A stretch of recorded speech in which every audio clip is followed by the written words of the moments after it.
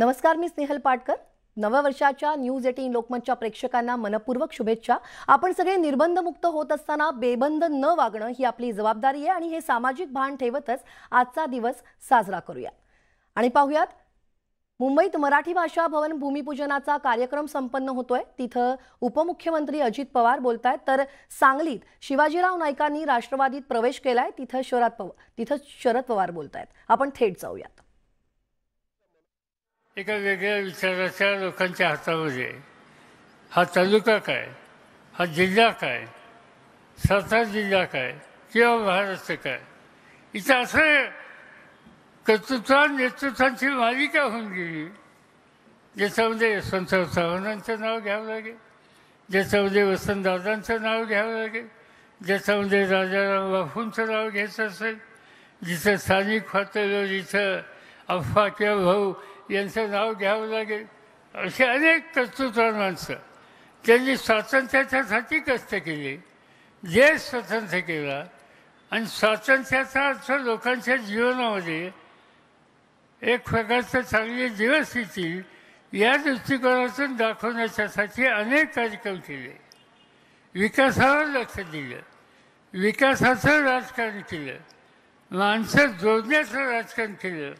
पण आज आपण बघतो की देशामध्ये धर्माच्या नावाने माणसांच्यामध्ये अंतर वाढण्याचा प्रयत्न केला जातो।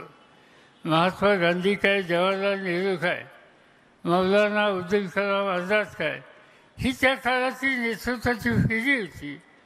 त्यांनी स्वातंत्र्याच्यासाठी कष्ट केले आणि नंतर देश उभा करण्याच्यासाठी सुद्धा प्रचंड योगदान दिलं।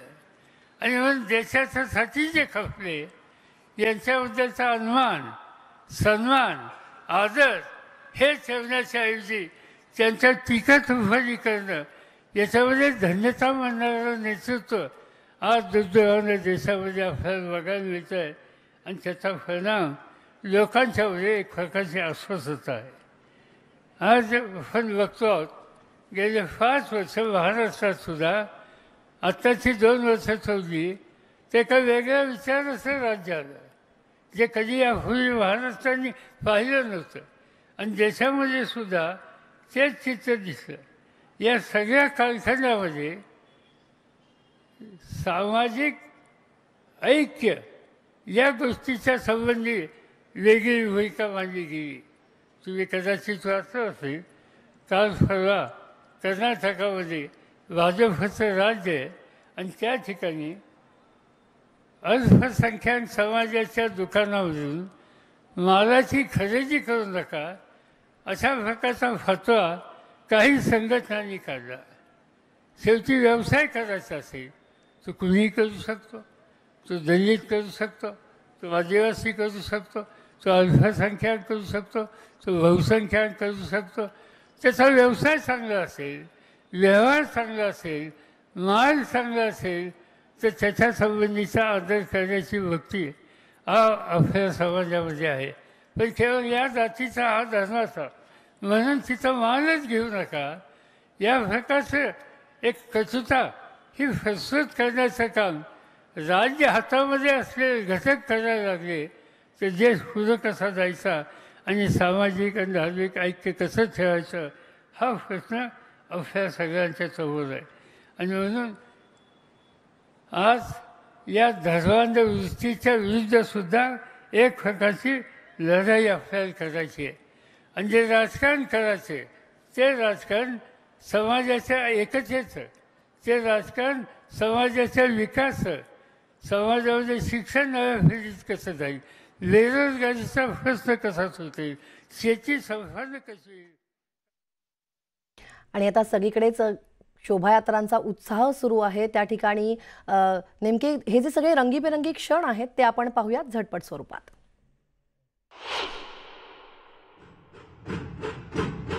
गिरगावातील शोभायात्रेत ढोल ताशांच्या गजरात नागरिकांनी एकच जल्लोष केला। गुढीपाडव्यानिमित्त मुंबईतून तरुण तरुणींनी ढोल वाजवत नवीन वर्षाचं जोरदार स्वागत केलं।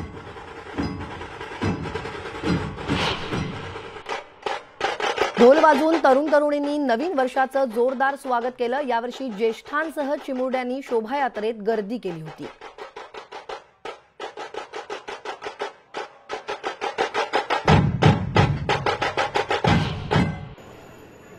दरम्यान मुंबईतील गिरगावातही गुढीपाडव्याचा उत्साह पाहायला मिळाला। आज सकाळी नागरिकांनी शोभायात्रा काढली। विशेष करून या यात्रेत महिलांनी बुलेटवरून शोभायात्रा काढत त्या आकर्षणाचा केंद्रबिंदू ठरल्या।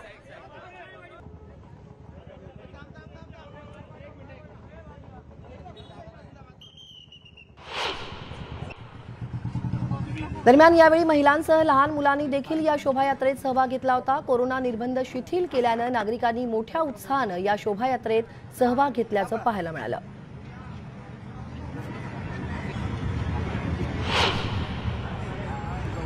गिरगावातील शोभायात्रेत महिलांसह पुरुषांनी मोठी हजेरी लावली होती। बुलेटवरून काढण्यात आलेल्या या रॅलीमध्ये मुलांनीही सहभाग घेतला होता। छत्रपती शिवाजी महाराजांची वेशभूषा साकारून गाडीवर बसलेला चिमुरडा सर्वांच्याच आकर्षणाचा केंद्रबिंदू ठरला होता।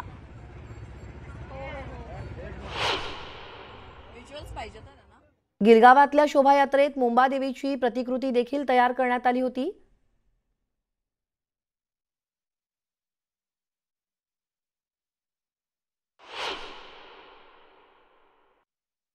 गिरगावातून गुढीपाडव्यानिमित्त मल्लखांब खेळाची प्रात्यक्षिकं सादर करण्यात आली। यावेळी अनेक लहान मुलांनी सहभाग घेतला होता।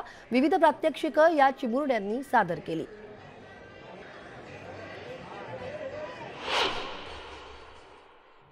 गिरगावमध्ये महिलांनी विविध खेळांचं सादरीकरण देखील केलं आणि नवीन वर्षाचं स्वागत केलं। या अनेक महिलांनी विविध खेळांमध्ये सहभाग घेतला होता।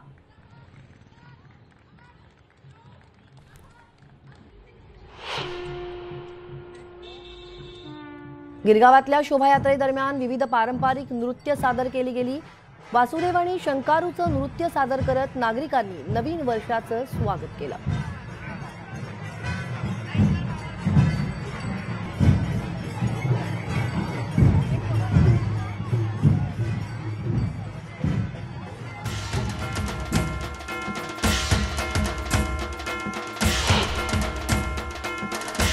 गिरगावमध्ये काढण्यात आलेल्या शोभायात्रेत महिलांमध्ये उत्साह पाहायला मिळाला। महिलांनी मंगळागौरीची गाणी सादर करून त्यावर नृत्यही केली आणि नवीन वर्षाचं स्वागत केलं।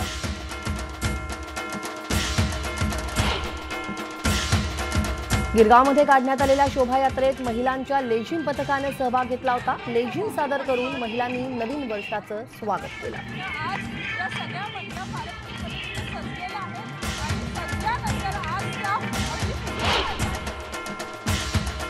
ढोल ताशांच्या गजरात उत्साह पाहायला मिळाला। या शोभायात्रांमध्ये लहान मुलांनी सुद्धा मोठ्या उत्साहात सहभाग घेतला होता। लेझिम खेळून चिमुरड्यांनी या नवीन वर्षाचं जोरदार स्वागत केलं।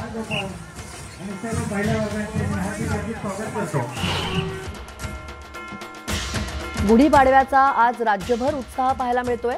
सर्वत्र शोभायात्रा काढल्या जात आहेत। उत्साहात नवीन वर्षाचं स्वागत केलं जात आहे। डोंबिवलीमध्ये सुद्धा शोभायात्रेचं आयोजन करण्यात आलं होतं आणि ध्वज पथक, लेझिम पथक याने शोभायात्रेचा उत्साह वाढवला।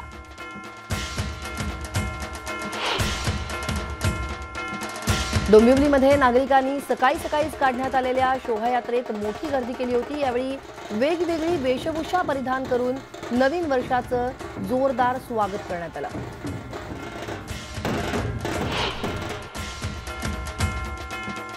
गुढीपाडव्यानिमित्त डोंबिवलीत उत्साह पाहायला मिळाला। डोंबिवलीत भव्य अशी रांगोळी देखील काढण्यात आली होती।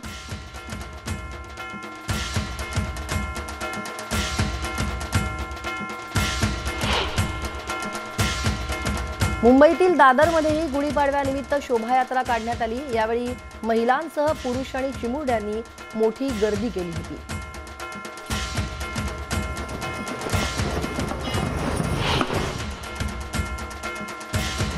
गुढीपाडव्यानिमित्त चेंबूरमध्ये सुद्धा शोभायात्रा काढण्यात आली। या यात्रेत हजारो नागरिकांनी सहभाग घेतला होता। यावेळी तरुणींनी गरबा नृत्य सादर करत नववर्षाचं स्वागत केलं।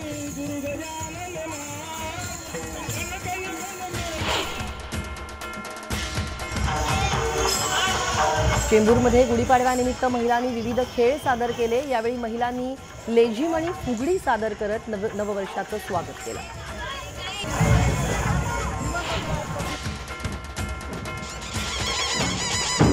चेंबूरमधल्या शोभायात्रेत ढोल ताशांचा गजरही पाहायला मिळाला, ऐकायला मिळाला। यावेळी तरुणींनी मोठ्या उत्साहात सहभाग घेतला होता।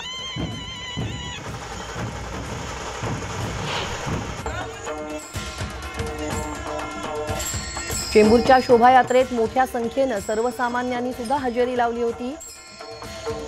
ढोल ताशाच्या गजरात हा उत्साह पाहायला मिळाला.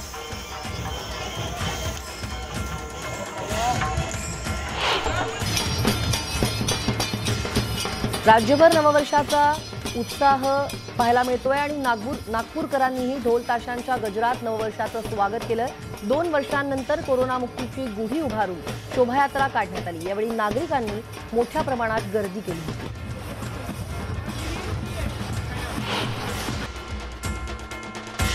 नागपुरातही जंगी मिरवणुका काढण्यात आल्या. पारंपरिक वेशभूषेत नागपूरकरांनी नवीन वर्षाचं जोरदार स्वागत केलं. यावेळी महिलांसह चिमुरड्यांनीही मोठ्या उत्साहात सहभाग घेतला होता.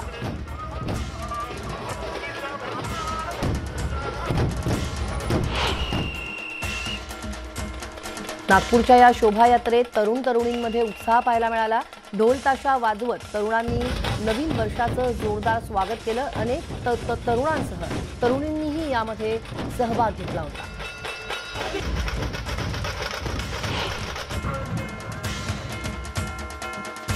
भिवंडी शहरात पारंपरिक पद्धतीनं नववर्षाचं स्वागत करण्यात आलं. शहरातील सर्वात जुना भाग म्हणून ओळखल्या जाणाऱ्या ब्राह्मणआळी इथं शोभायात्रा काढण्यात आली.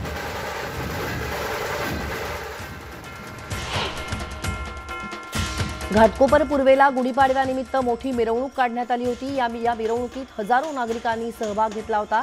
देवदेवतांचे देखावे या शोभायात्रेत सादर करण्यात आले.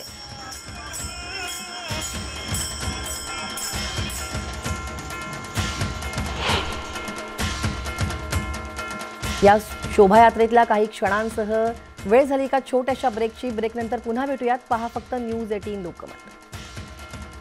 पण त्यामागची भावना ही आपल्या सगळ्यांची, माझ्या मातृभाषेचं मंदिर, त्याची सुरुवात, त्याचं भूमिपूजन आपण करत आहोत. त्याबद्दल तर मला आनंद आहेच, पण आणखीन एक मोठं समाधान. अनेकदा अशा गोष्टी होतात की आयुष्य पुढे जात असतं, अनेक जबाबदाऱ्या येत असतात, त्या जबाबदाऱ्या आपल्याला पार पाडाव्या लागतात. पण काही जबाबदाऱ्या अशा असतात की ती पार पाडताना नुसती जबाबदारीच नव्हे तर आयुष्याचं सार्थक झालं असं वाटतं. त्यातली ही माझ्या आयुष्यातली सगळ्यात मोठी एक घटना आहे. मगाशी मी आणि आपण सगळेजण देसाई साहेबांचं भाषण ऐकलं, अजितदारांचं ऐकलं, विद्यावाचस्पती. हा शब्द असा मोठा आहे की तो थोडा पाठ करावा लागला, तर नुसतं बोलताना वाचा बसायची.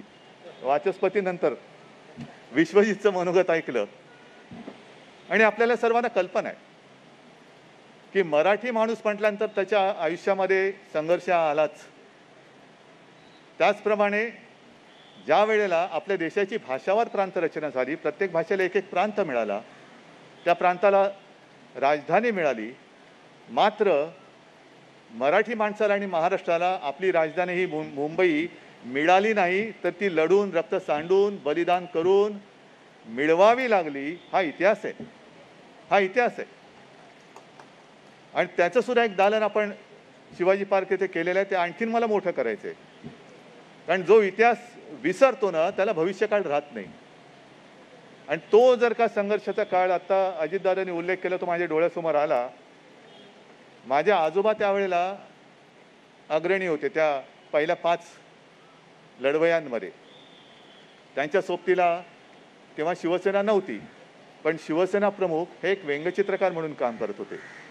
आणि अभिमान किंवा आयुष्याचं सार्थक झाल्याचं मला का वाटतंय हे तुमच्या लक्षात येईल की मुंबईसाठी ज्यांचे आजोबा लढले, मुंबई मिळाल्यानंतर मराठी माणसाचा गळा जेव्हा आवडला जात होता तेव्हा मराठी माणसाचा आवाज बुलंद करण्याचं काम शिवसेना प्रमुखांनी आणि शिवसेनेने केलं. आणि आज इथे त्या पाठीवरती माझ्या आजोबांचा नातू आणि शिवसेना प्रमुखांचा पुत्र म्हणून मुख्यमंत्री म्हणून माझं नाव लागलं. यापेक्षा आयुष्याचं सार्थक कोणतं असेल? हे मला किती जन्माचं पुण्य लाभलंय त्याचा मी काय हिशोब मांडण्याचा अजिबात प्रयत्न करणार नाही. पण ह्या गोष्टी होत असतात. आजचा मुहूर्त लागला. मग अशी GST भवनाच्या कार्यक्रमामध्ये अजितदादा म्हणाले की गेली 1-2 वेळेला सरकारमध्ये त्या विषयावरती चर्चा होत होती की GST भवन झालं पाहिजे. कसं होणार? चर्चेतनं काय होत नाही, चर्चेतनं आराखडा तयार होऊ शकतो, पण चर्चेतनं काम प्रत्यक्ष जोपर्यंत सुरुवात होत नाही तोपर्यंत होऊ शकत नाही. आणि त्याची सुद्धा सुरुवात ही आज झाली. म्हणजे GST भवन हे आपलं जे काही अर्थव्यवस्था असते त्यातलं वस्तू व सेवा कर हा एक आर्थिक पाठकणा आहे, त्याचा पाठकणा तो कर आहे. आणि त्याचंसुद्धा किती वर्षापूर्वीची ती इमारत दरवाजे करकर करायला लागले तरी सुद्धा बदलत नाही असं ते कर भवन, त्याची सुद्धा आज मोठी एक भरारी आपण घेतली आणि देशातलं सर्वोत्तम असं ते भवन उभं राहील हे संकल्पचित्र बघितल्यानंतर लक्षात येईल. आणि त्याचं सुद्धा डिझाईन PK दासबाबूंनी केलेलं आहे. त्याच्यानंतर हे आपलं मराठी भाषा भवन, हे सुद्धा मी असं प्रत्येक वेळेला आणि प्रत्येक कार्यक्रमात बोलतो आणि याही कार्यक्रमात बोलणार की आपण जे काही करतो आहोत ते जगातलं सर्वोत्तम असलं पाहिजे, सर्वोत्तम असलं पाहिजे. आणि देशातलीच नव्हे तर परदेशातली सुद्धा माणसं ते बघायला आलं पाहिजे. म्हणजे GST भवन काय तिकडे कर संकलन होतं काय बघायचं जाऊन, तसं नाही आहे. तर ते त्याचं सौंदर्य आणि ती इमारत कशी आहे ते बघायला लोक गेले पाहिजेत. त्याचप्रमाणे माझ्या या मातृभाषेचं जे मंदिर आपण करतो आहोत ते सुद्धा जगभरातून लोक इतर भाषेत जगात किती भाषा बोलल्या जात असतील आणि बोलतात त्याची गिनती एकत्रितपणे कुठे असेल असं मला वाटत नाही. पण आपल्या मातृभाषेचं भवन कसं असलं पाहिजे हे जा, मुंबईत जा आणि मराठी भाषा भवन बघून या. नव्हे, माझा तर असा आग्रह आहे की मुंबईत येणारा प्रत्येक पर्यटक हा न चुकता इकडे आलाच पाहिजे. काय मराठी भाषेचं वैभव काय आहे, समृद्धी म्हणतात ती कशाला म्हणतात, श्रीमंती, भाषेचं श्रीमंती काय आहे ते त्याला इकडे आल्यानंतर कळलं पाहिजे की अरे ही काहीतरी वेगळी भाषा आहे. ह्याच्यामध्ये जे काय खजिना आहे तो आपल्या भाषेपेक्षा मोठा आहे. मला दुसऱ्या भाषेचा द्वेष अजिबात नाही आहे, अजिबात नाही आहे.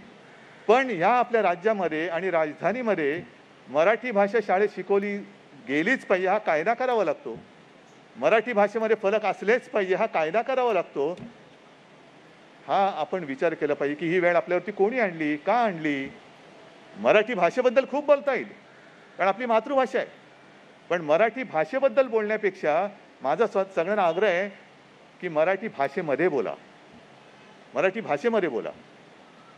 आहे ना, त्यावेळेला आमच्यावरती टीका झाली, टीका तर रोज होते, आजही होते, उद्याही होते. त्या टीकेला मी काही किंमत देत नाही आहे कारण टीका करणारे लोक काय किमतीचे आहेत ते मला माहिती आहेत, त्याच्यामुळे मी किंमत देत नाही. पण आमच्यावरती म्हणजे शिवसेना प्रमुखांवरती टीका झाली होती. बघा हे म्हणे मराठी करतात आणि ह्यांची नातवंड इंग्लिश शाळेत जातात ना, गेलीच ना, शिकलीच ना. पण शिवसेना प्रमुखांनी पहिल्या दिवशी सांगितलं होतं की इंग्रजी शाळेमध्ये आणि मराठी घरामध्ये हे मॉम डॅड वगैरे इकडे चालणार नाही, इकडे आई बाबा असंच बोललं पाहिजे. आजोबानं सुद्धा आजोबाच बोललं पाहिजे, फार तो फार आजा बोला. पण म्हणून माझी दोन्ही मुलं इंग्रजी तर बोलतात, तुमच्या समोर आहेत, हिंदी बोलतात, मराठी बोलतात. काय जास्तीत जास्त भाषा शिकणं हा काही गुन्हा नाही आहे. दुसऱ्या भाषेचा द्वेष जरी करायचा नसला तरी आपल्या मातृभाषेचा न्यूनगंड असता कामा नये हा आमचा त्यामागचा उद्देश आहे. आता इकडे मराठी भाषा भवन होते, पलीकडे मराठी रंगभूमीची वाटचाल दाखवणारं एक रंगभूमीचं दालन आपण इकडे करतो. कारण आपल्याला रंगभूमीचं सुद्धा एक समृद्ध वारसा आहे. कशी रंगभूमीची वाटचाल कशी झाली ते त्याच्यामध्ये सांगितलं जाणार आहे.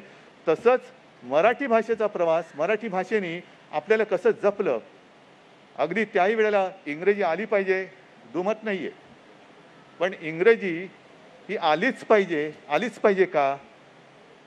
कारण आपण आता स्वातंत्र्याचा अमृत महोत्सव आहे, त्याच्या आधी इंग्रजांचा काळ होता. माझी पिढी आणि माझ्या आसपासची पिढी त्या मानाने सुखी आहे कारण पारतंत्र्य काय आहे हे आपल्याला बघायला नाही मिळाले, आपलं नशीब. पण इंग्रजांशी जे लढले त्यावेळेला सुद्धा सरकारचे डोके ठिकाणावर आहे का असं ठणकावून विचारणारा अग्रलेख लोकमान्य टिळकांचा मराठीमध्येच होता. आणि इंग्रजी डोक्यात नाही गेली तरी इंग्रजाच्या मराठी डोक्यामध्ये गेली आणि त्याचा परिणाम लोकमान्यांना कारावास झाला. ही मराठी भाषेची ताकद आहे. आपण मराठी भाषेची ताकद ओळखू शकत नाही आहोत, हे मराठी भाषेचं नाही तर आपलं दुर्भाग्य आहे. आणि आत्ता मला सहज सुभाष देसाईने एक उल्लेख लिहून दिला की जो माझा आग्रह आहे की आपल्या कारभाराची भाषा ही मराठी असलीच पाहिजे आणि ती सुद्धा कळणाऱ्या मराठीमध्ये असली पाहिजे. नाहीतर पटकन एका नसतीवरती सही करायचे. सुरुवातीला म्हणजे नसती भानगड कशाला पाहिजे, नसती भानगड नको. नसती म्हणजे काय, नंतर एखादं अमुक नाही केलं तर ते काय व्यपगत होणे वगैरे हे म्हणजे काय नेमकं काय कळतच नाही. मग ते कोणाला तरी त्याचं इंग्लिश ट्रान्सलेशन करून विचारायला लागतं, अरे बाबा ह्याचा अर्थ काय? ही आमची मराठी जर का राज्यकारभारात चालणार असेल तर बोलीभाषेचं काय होणार? पण सहज देसाई साहेबांनी सांगितलं आणि जे सत्य सगळ्यांना माहिती आहे, छत्रपती शिवाजी महाराजांनी राज्याभिषेक झाल्यानंतर आपल्या राज्यकारभाराची भाषा ही स्वभाषाच असली पाहिजे हे ठासून सांगून ठासून ठरवून त्यावेळेला राजनीती जाणणाऱ्या रघुनाथ हनुमंते यांना त्यांनी सांगितलं होतं की राज्य व्यवहार कोश तयार करा, तो तयार करा आणि तो सुद्धा मराठी भाषा भवनात असला पाहिजे. हे सगळे जे काय आपण आहोत ते त्यांच्यामुळे. तेव्हा जर का छत्रपती शिवाजी महाराज ज्यांची मातृभाषा मराठी ते झाले नसते तर आपण आज कुठे असतो की नसतो, हा भगवा असता की नसता हेच कळलं नसतं आपल्याला, कोण आहोत आपण. आणि म्हणून आपण जे म्हणतो की भाषा ही संस्कृतीची ओळख आहे. तू काय बोलतो आहेस त्याच्यावरती तू कोण आहेस ते कळतं. आणि छत्रपती शिवाजी महाराजांनी सुद्धा तेव्हा जे काय खलिते जायचे म्हणून हा शब्द मी लिहून घेतला देसाई साहेबांकडनं की वरती लिहिलं जायचं हुकूमत पन्हा, म्हणजे काय कल्पना नाही, पण तो शब्द काढून छत्रपतींनी त्याचं भाषांतर केलं तर स्वस्ती श्री अमुक अमुक यांच्याशी. म्हणजे हे जे काय हा जो काय बदल आहे, इतर भाषांचा अभिमान ठीक आहे पण इतर भाषेचं आक्रमण नको. आमची भाषा कोणावरती आक्रमण करणार नाही. ज्याप्रमाणे कर्नाटक व्याप्त महाराष्ट्रामध्ये मराठी भाषिकांवरती जो भाषेचा अत्याचार होतोय तो कदापि सहन आपण करता कामा नये. त्यांच्या मागे त्यांच्यासोबत ठामपणाने उभं राहिल्यापैकी हे सुद्धा माझ्या मातृभाषेचीच लेकरं आहेत आणि ते जर त्यांच्या मातृभाषेत बोलायचा हक्क त्यांचा असताना तो डावलून त्यांच्यावरती भाषिक अत्याचार होणार असेल तो या देशामध्ये चालणार नाही, आम्ही चालू देणार नाही. एक तर मराठी कोणावरती अत्याचार करत नाही, मराठी भाषेचा अत्याचार नाही. या राज्यामध्ये मराठी शिकलीच पाहिजे, हा अत्याचार नाही असू शकत, ती आवश्यकता आहे. प्रत्येक प्रांताला मी म्हटलं भाषावर प्रांत रचनेमध्ये प्रत्येक प्रांताला भाषा मिळाली तशी माझ्या महाराष्ट्राला मराठी भाषा मिळेल, ती आहेच, ती शिकलीच पाहिजे. जे काय पाट्या असतात त्या मराठीमध्ये असल्याच पाहिजेत. पण त्याच्याही बद्दल ज्यांच्या पोटामध्ये कुठे जरा दुखतंय तो पोटदुखीचा इलाज जर कोण या मुंबईवरचा म्हणजे देसाई साहेब तुम्ही सांगितलं की जगभरामध्ये मराठी माणसं पसरलेली आहेत, किती लाख असतील किती कोटी असतील, जगाच्या कानाकोपऱ्यात गेलेले आहेत. हां, मराठी भाषेचा झेंडा त्याने अटकेपार नेलेला आहे, अभिमानाची गोष्ट आहे. पण अटकेपार मराठी भाषेचा झेंडा गेला आणि त्या मराठी भाषेच्या राज्यामध्ये त्या मराठी भाषेच्या राजधानीमध्ये जर मराठी भाषेचा ठसा कोणी पुसण्याचा प्रयत्न केला तर त्याला योग्य ती अक्कल शिकवण्याची ताकद सुद्धा या मराठी भाषेमध्ये आहे, नक्की आहे. ठीक आहे, या सगळ्यांनी यावं, कोणी यावं आणि इकडे राहावं त्याच्याबद्दल आमचं म्हणणं नाही आहे, पण कोणी यावं आणि आमच्या उरावरती नाचावं एवढे काही आम्ही छत्रपतीचे मावळे दिलदार नाही आहोत की अत्याचार सहन करावं. अत्याचाराचा मुकाबला करणारी ही मराठी भाषा आहे आणि ती मराठी त्या तेजानेच तळपत राहिली पाहिजे. एखाद्या तलवारी छत्रपतीच्या तलवारीसारखी ती मराठी भाषा तळपली पाहिजे आणि ते तेज कायम ठेवण्याच्या दृष्टीने आज टाकलेलं एक अत्यंत महत्त्वाचं पाऊल आहे. आणि मला खात्री आहे की पुन्हा एकदा सगळ्यांना आपण विनंती केलेलीच आहे की दासभाऊ तुम्ही आज इकडे ज्यांना कॉन्ट्रॅक्ट मिळाले ते असतील, कामामध्ये कुठेही कमतरता असता कामा नये. कारण एक लक्षात ठेवा, इतर कामं वेगळी आहेत पण ही महाराष्ट्र राज्याच्या छत्रपतींच्या मातृभाषेचं हे मंदिर आहे, इकडे काही उणीव राहता कामा नये. जिथे काही कमी असेल तिथे आम्ही आहोत, त्याची काळजी करू नका.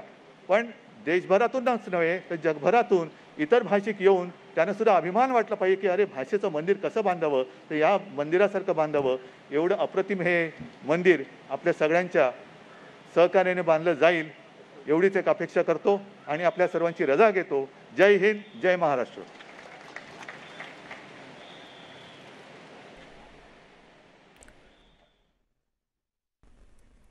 तेव्हा मराठी भाषेचा विकास आणि संवर्धन करण्यासाठी मुंबईच्या समुद्रकिनारी असलेल्या चर्नी रोड परिसरात जवाहर बाल भवन म्हणजेच मराठी भाषा भवन उभं राहणार आहे आणि त्याच्याच भूमिपूजन सोहळ्याप्रसंगी मुख्यमंत्री बोलत होते. आणि यासह आता वेळ झाली एका छोट्याशा ब्रेकची. ब्रेकनंतर पुन्हा भेटूयात. पहा फक्त न्यूज 18 लोकमत. ब्रेकनंतर तुमचं पुन्हा एकदा स्वागत. आता पाहूयात गुढीपाडव्या निमित्तातले राजकीय रंग आणि त्यातले रंगीबेरंगी क्षण.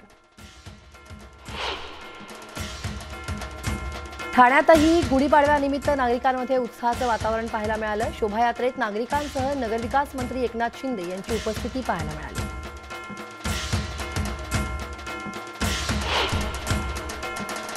नागपूरमध्ये विरोधी पक्षनेते देवेंद्र फडणवीस यांनी गुढी उभारून नवीन वर्षाचं स्वागत केलं. फडणवीसांनी यावेळी नवीन वर्षाच्या नागरिकांना शुभेच्छाही दिल्या.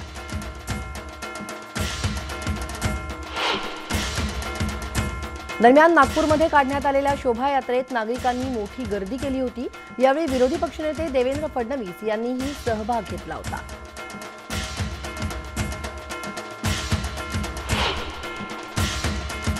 उपमुख्यमंत्री अजित पवार यांनी त्यांच्या देवगिरी या शासकीय निवासस्थानी गुढी उभारून गुढीपाडवा साजरा केला. यावेळी त्यांनी राज्यातील जनतेला गुढीपाडवा आणि मराठी नववर्षाच्या शुभेच्छा दिल्या.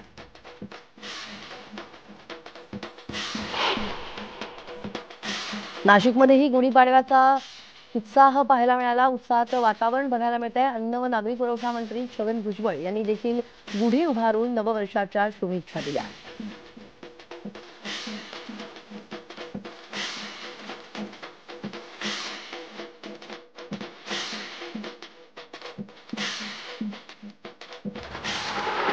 छगन भुजबळांनी ही गुढी उभारली आहे. त्याचबरोबर ढोल देखील वाजवलाय. ढोल पथक या ठिकाणी होतं, त्यामुळे त्याचा आनंद त्यांनीही घेतलाय आणि शिवाय नवीन वर्षाच्या शुभेच्छा दिल्या.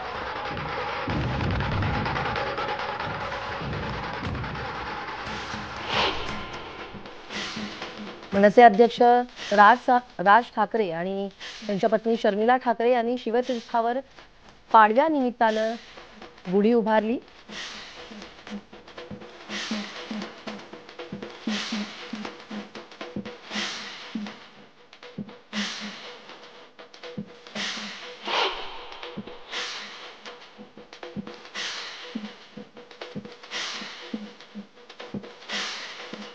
मनसे नेते श्री अमित ठाकरे आणि त्यांच्या पत्नी मिताली ठाकरे यांनीही गुढीचं पूजन केलं आणि शिवतीर्थावर उपस्थित असलेल्या मनसैनिकांना शुभेच्छा दिल्या.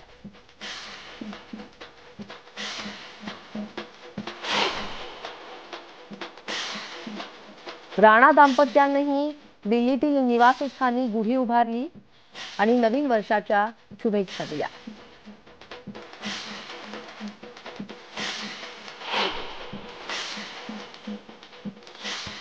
आज गुढीपाडवा निमित्त इंदापूर येथील भाग्यश्री या निवासस्थानी भाजपचे ज्येष्ठ नेते माजी सहकार मंत्री हर्षवर्धन पाटील यांनी सपत्नीक चिरंजीव राजवर्धन पाटील यांच्या समवेत गुढी उभारली.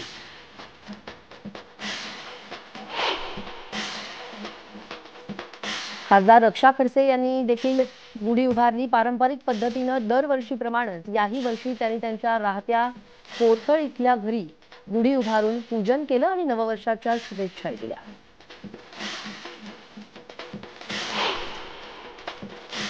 नवी मुंबईतही गुढीपाडव्याचा मोठा उत्साह पाहायला मिळाला. नवी मुंबईतील ऐरोली इथल्या शिवसेनेतर्फे भव्य स्वागत यात्रेचं आयोजन करण्यात आलं होतं.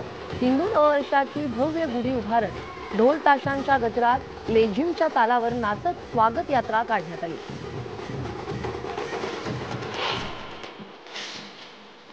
गोव्यातही गुढीपाडव्याचा उत्सव पाहायला मिळाला. गोव्याचे मुख्यमंत्री प्रमोद सावंत यांनीही त्यांच्या पणजीतील निवासस्थानी गुढी उभारली.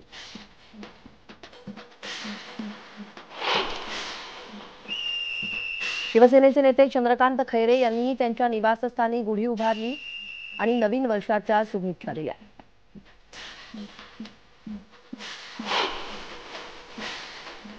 भारतीय जनता पक्षाचे गिरीश बापट यांनी देखील पहिल्यांदाच राजधानी दिल्लीतील आपल्या निवासस्थानी गुढीपाडवा साजरा केला. पारंपरिक पद्धतीने गुढीपाडवा साजरा करत त्यांनी सगळ्यांना शुभेच्छा दिल्या.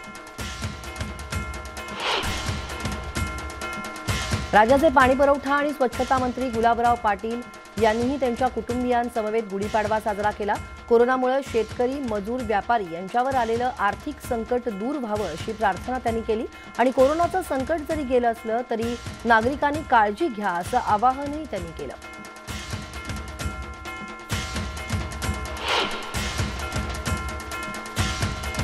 साईबाबांच्या शिर्डीतही गुढीपाडव्याचा उत्साह पाहायला मिळाला. गुढीपाडव्याच्या निमित्त बाबांच्या दर्शनासाठी राज्यभरातील नागरिकांनी मोठी गर्दी केली होती. सकाळपासूनच भाविकांच्या मोठ्या रांगा पाहायला मिळाल्या.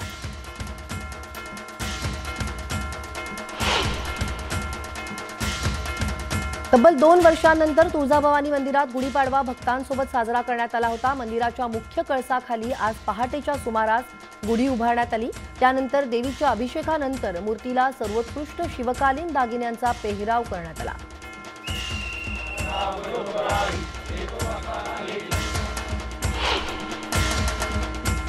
आज गुढीपाडवा सर्व विठ्ठल भक्तांसाठी महत्त्वाचा दिवस समजला जातो. गेल्या 2 वर्षांपासून बंद असलेलं विठ्ठल रुक्मिणी पदस्पर्श दर्शन भाविकांना सुरू करण्यात आलं. विठ्ठल रखुमाईच्या भक्तांसाठी आजच्या या दिवशी तुळस, शेवंती, झेंडू आणि अस्तर, जरबेरा, कागडा, कामिनी आणि गुलाबाच्या फुलांनी श्री विठ्ठल रुक्मिणी मंदिराला आकर्षक अशी आरासही करण्यात आली आहे.